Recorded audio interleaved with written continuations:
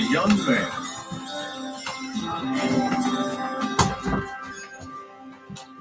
with dreams of greatness in the baseball diamond, possessing the burning desire that could get him there. These are visions of what might have been. But reality has never looked so good.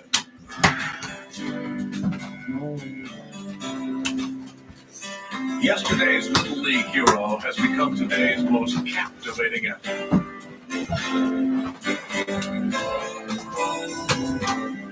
His elegance on the court has transformed the game into an art form.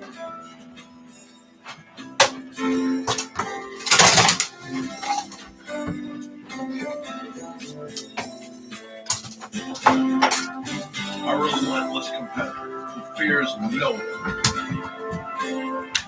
He overwhelms the opposition, controlling the airwaves with a reckless abandon. He is an unyielding defender with uncanny instincts. Thriving in adversity, he will always find a way.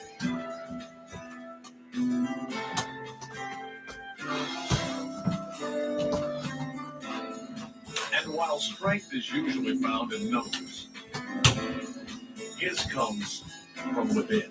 I'll tell you a story that I think sums the whole thing up. We spent Chicago and Salt Lake. They switched it to John Stockton and he turned around and dunked on Stockton. So some guy got up and almost followed down the sideline and said, "Hey, Jordan, pick up somebody your own size." Next time down the floor, he dunked on Mel Kirk.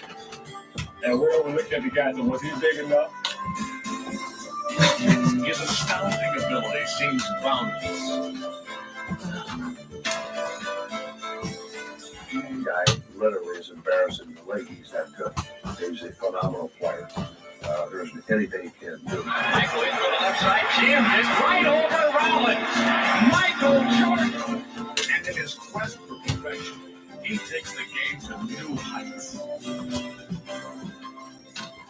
The perfect player to me is probably 6'5", 6'6", 200 pounds. Jump like Michael Jordan, wear number 23 like Michael Jordan, and shoot like and play like Michael Jordan.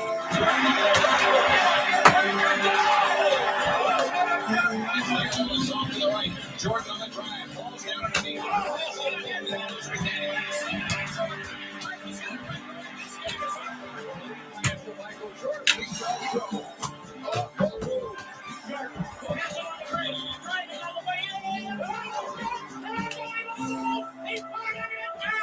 But greatness sometimes springs from humble beginnings.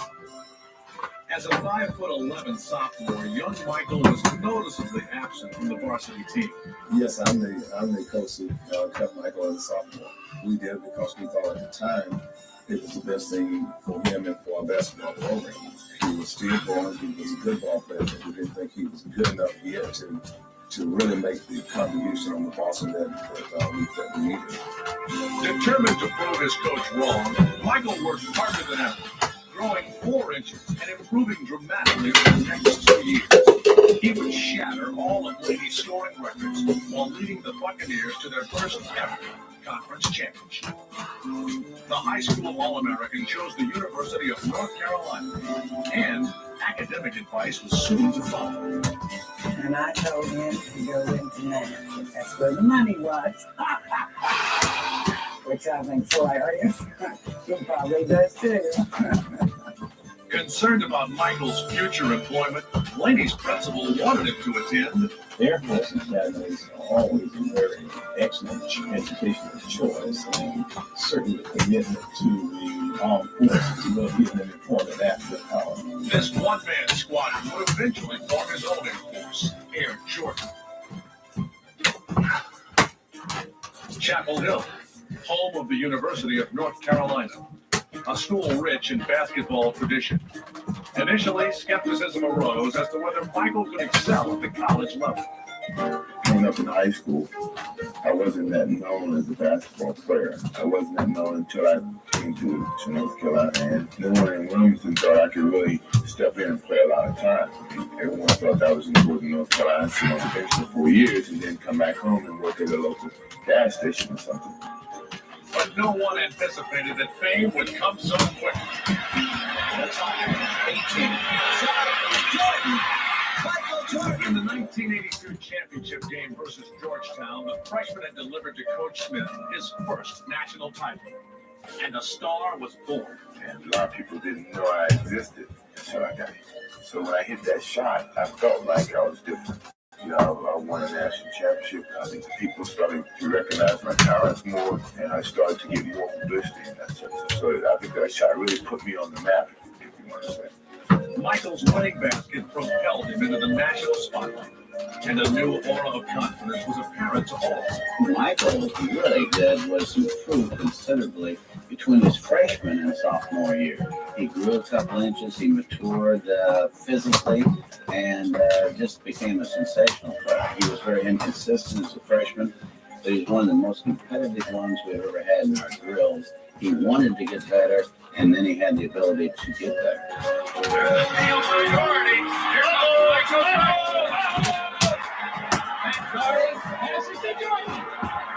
I guess that is a pretty fitting end to the ballgame.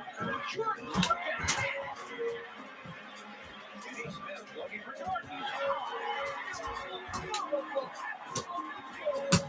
In practice, Michael barraged his teammates with his game-time moves. We always had to go against each other every day and kind of stop him. It was a joke, really. Because we had a fourth and baseline, he'd get down the baseline and dunk, and then he'd go in the locker room after practice, and he would remind me all night long. Jordan coasted through his sophomore campaign, capturing Player of the Year.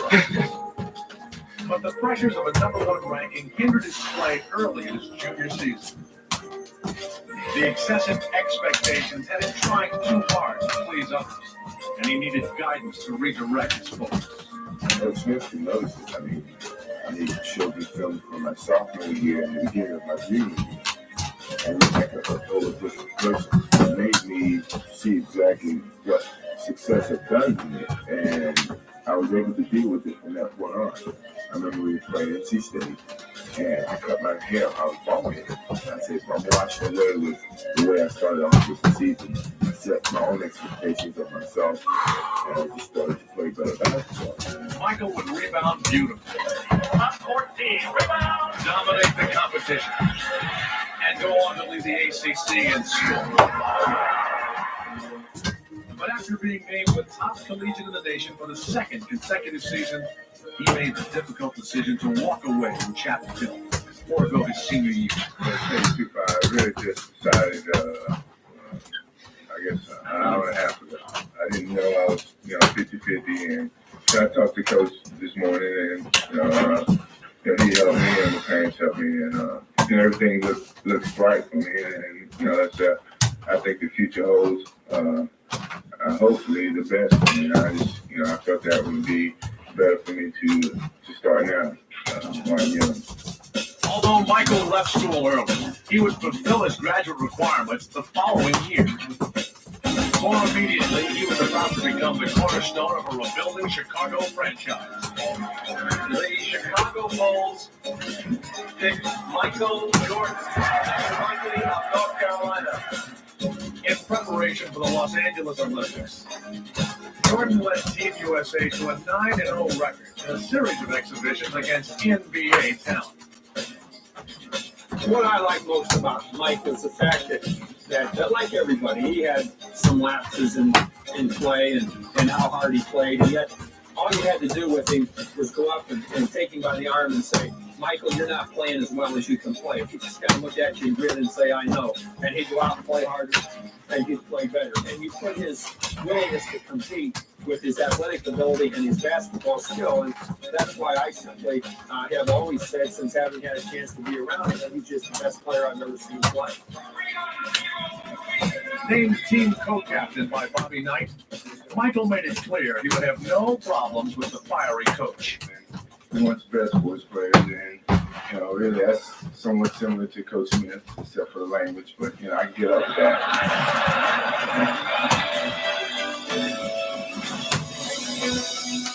When the moment arrived, Michael was all business. The 23rd Olympiad would provide the point.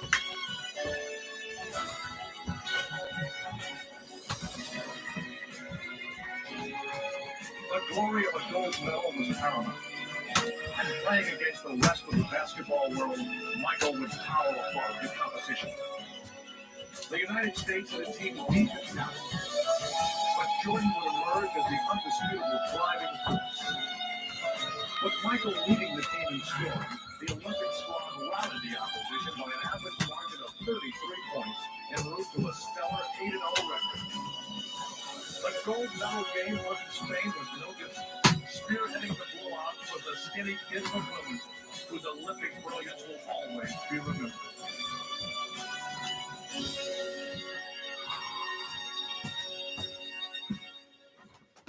That was a special moment for me because I guess I can go back to his childhood days. And he always said to me, one day I'll be Olympian. And I said, yeah, sure. And then to win the gold medal, I mean, it was so thrilling. It was one of my special moments. And I always remember when he put it around my neck. That was a special bond that I guess will be with me in memories that no one will take away from me. It was in this house in Wilmington, North Carolina, where Michael's parents taught him the values of hard work and how to set goals to achieve his dreams. But it was his daily battles in the backyard with his older brother Larry that fueled his competitive drive.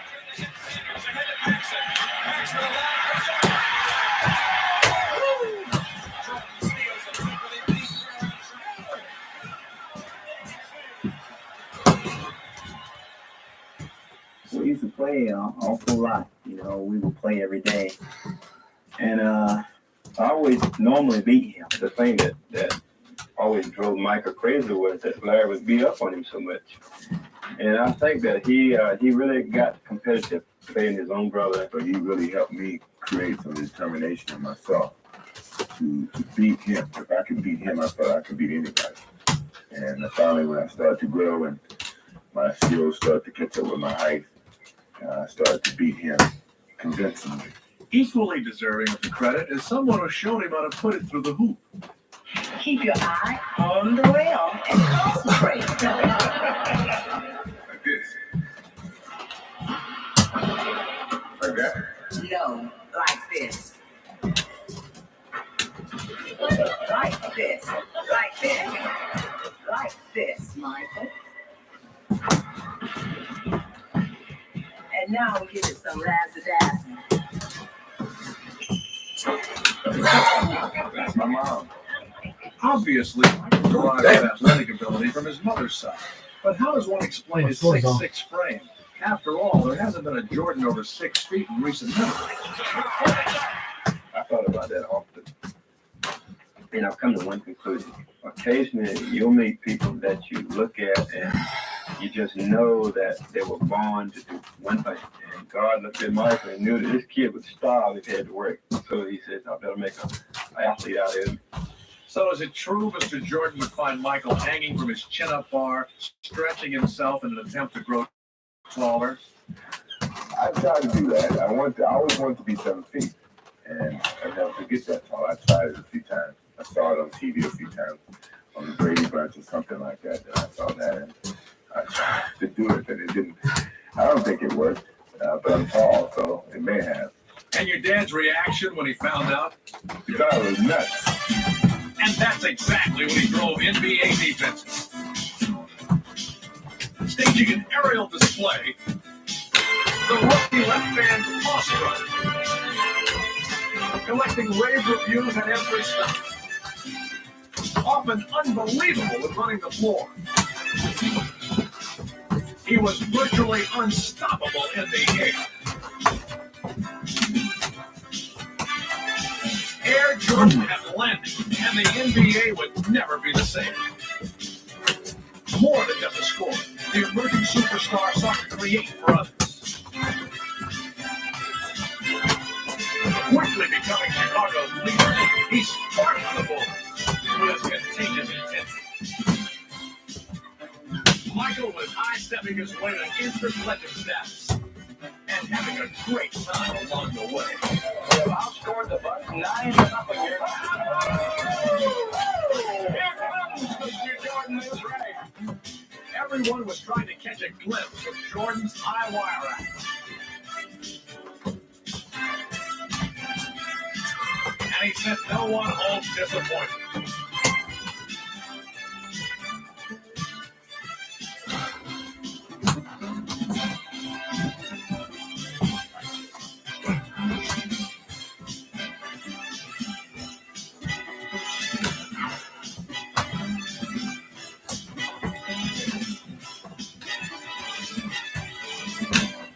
Chicago was his. The Bulls were a hot ticket. And Michael was heir apparent to the title of NBA's premier ambassador. In only a year's time, he journeyed from Chapel Hill to Olympic stardom. With a schedule so hectic, he had to wait for a Bulls West Coast road trip to pick up the College Player of the Year award, which fit nicely alongside his next trophy, the NBA Rookie of the Year. Injury. An athlete's worst nightmare. Not even the NBA's most celebrated performer could escape its wrath. In only the third game of his second professional season, Michael would hobble to the bench in great pain. But no one could foresee that almost an entire season would be lost. Trying to adjust was not an easy task. Mentally, it was very hard for me to deal with because I wanted to get out and play. I was so used to playing, I wanted to play. I couldn't play because of my injury. At first, the 4-week prognosis was something Michael could deal with. But as the weeks turned into months, his frustration mounted with each passing game. The unfamiliar role of bystander had Michael at wit's end, and he needed to find a way to lessen the pain. Seeking comfort, the legendary Tar Heel returned to Chapel Hill. It was in this gym where the rehabilitation process would begin. Michael renewed his fervor for the game as his foot continued to get stronger. Once I got that confidence and the feeling in the foot was getting stronger as I continued to play, I wasn't nothing anyone could have said that could stop me. But concerned about re-injury, the Bulls wanted to delay his return. A rigorous training regimen was implemented to secure full recovery. Patiently, Michael waited for his day to come. Checking into the game for the Bulls. He's back! Number 23, Michael Jordan! Everybody told me, you're a fool for playing. You should go home and relax and come back next season and see what happens.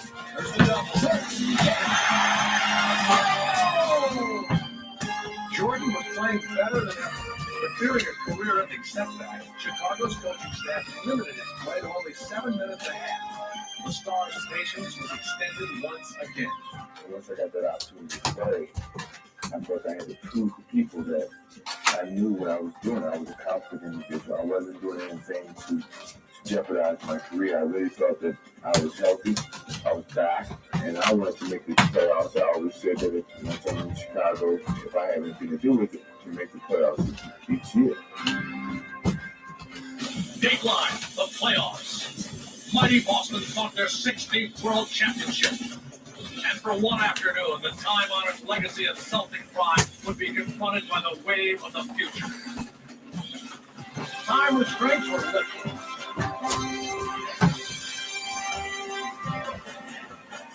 And Michael would make the most of his opportunity.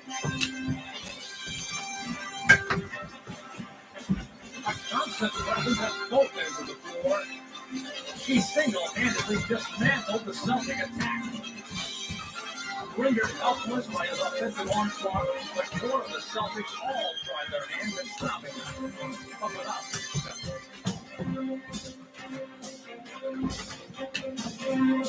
Even the most legendary of them all is helpless as Michael continued to score at a frantic pace. Absent for 62 games, Jordan sought retribution for lost time.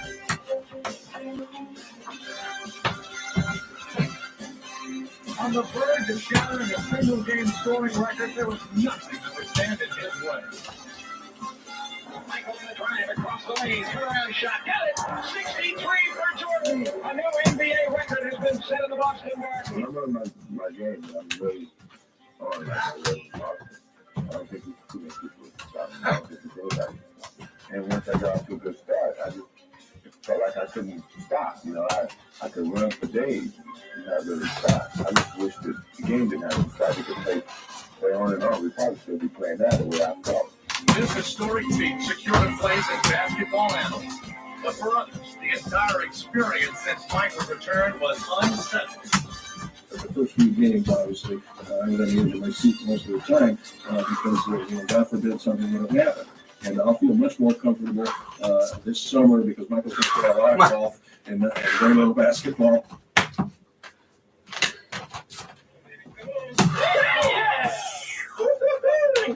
Yes, sir. Well publicized is Michael's passion for golf and the seclusive surroundings that the sport affords. It's peaceful. You're out here on the course where you can't get any phone calls. You know, people can't bother you. It's really a relaxing situation. No, that's short. That's short. You don't compete against the next guy who's playing with you. You compete against the course. One day you can shoot 74, next day you can shoot 84. That's the game of golf. You know, you never really can conquer it. You can only contain it and hold it for a little while, then it just goes. The mind comes into this game so much. It comes into basketball too, but sometimes your skills can